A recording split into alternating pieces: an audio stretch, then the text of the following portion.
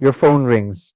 You stand up, and before the person on the other end even finishes their sentence, your feet are already moving back and forth around the kitchen in little circles by the window.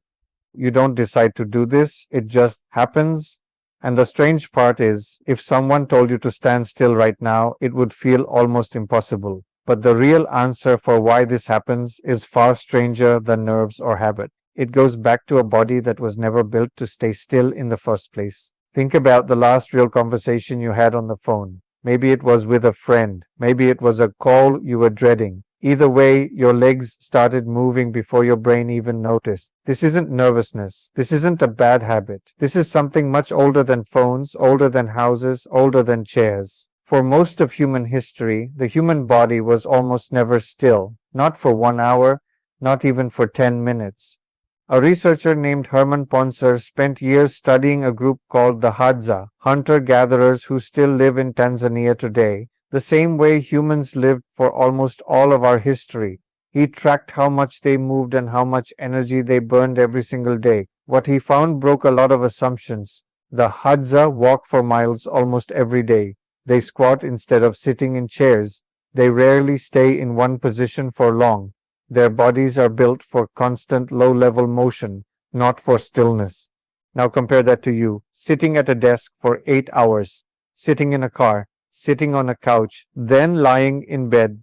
Your body is doing something it was never designed to do. And when a phone call gives your legs a reason to move, even a small one, they take it immediately. Here's where it gets interesting. Movement isn't just about burning energy. It's tied directly to how your brain thinks. A Harvard scientist named Daniel Lieberman has spent his career studying how the human body evolved to move. His research points to something surprising. Human legs and human brains developed together, not separately. Walking wasn't just transportation, it was thinking. For hundreds of thousands of years, humans solved problems while moving, tracking an animal, deciding which direction held water, figuring out how to avoid danger. All of this happened while walking, not while sitting at a desk. Your brain still expects this. When you're on a call, especially a call that requires focus, your brain quietly searches for the thing it has always paired with focused thought, movement. So you pace, not because you're anxious, because your brain is doing exactly what it evolved to do. There's another piece to this puzzle, and it has to do with a body system you rarely think about. When you're on a phone call, especially one that matters, your body reads it as a small kind of alertness. Not danger exactly,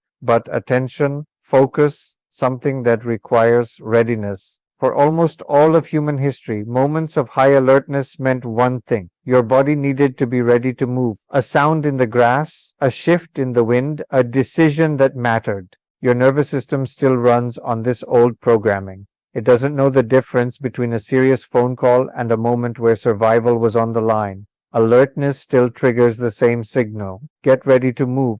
But you're standing in your kitchen. There's nowhere to go. So your body compromises. It moves in the only space available. Small circles, short paths, back and forth by the same window. It's the same ancient instinct, just squeezed into a modern room.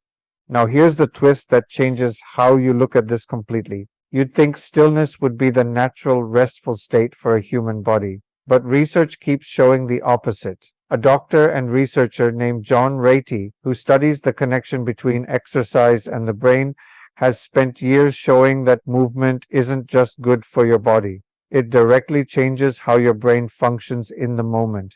Even small amounts of movement increase blood flow to the brain. They sharpen focus. They help you organize your thoughts while speaking. So when you pace during a phone call, you're not fidgeting. You're upgrading your own brain in real time, using a system that took hundreds of thousands of years to build. Stillness, the thing that seems calm and controlled, is actually the unnatural state. Movement is the default your body keeps trying to return to. Think about how differently we treat this now. Sitting still is seen as respectful, professional, composed. Meetings are held in chairs. Classrooms are built around sitting. Even therapy sessions are usually done sitting face to face. But your biology never agreed to this arrangement. It was handed to you by chairs, desks, and buildings, not by evolution.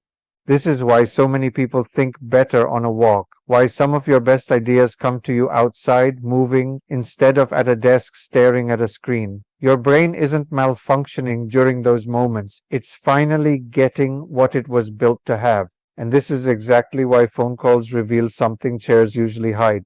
When you're sitting in a meeting, you're forcing your body into an unnatural position, and your brain adapts, or at least pretends to. But a phone call removes the forced stillness. There's no chair to keep you in place, no table in front of you, no screen demanding your eyes stay fixed. So your body does what it always wanted to do. It moves. Next time you notice yourself pacing during a call, notice what's actually happening underneath it. Your legs aren't restless. Your brain is remembering something your body has known for far longer than phones have existed. It's remembering that movement and thought were never meant to be separated. You're not failing to sit still. You're returning for a few minutes to the way a human body was built to work. So your phone rings again tomorrow, and without even noticing, your feet start moving. This time you'll know exactly why.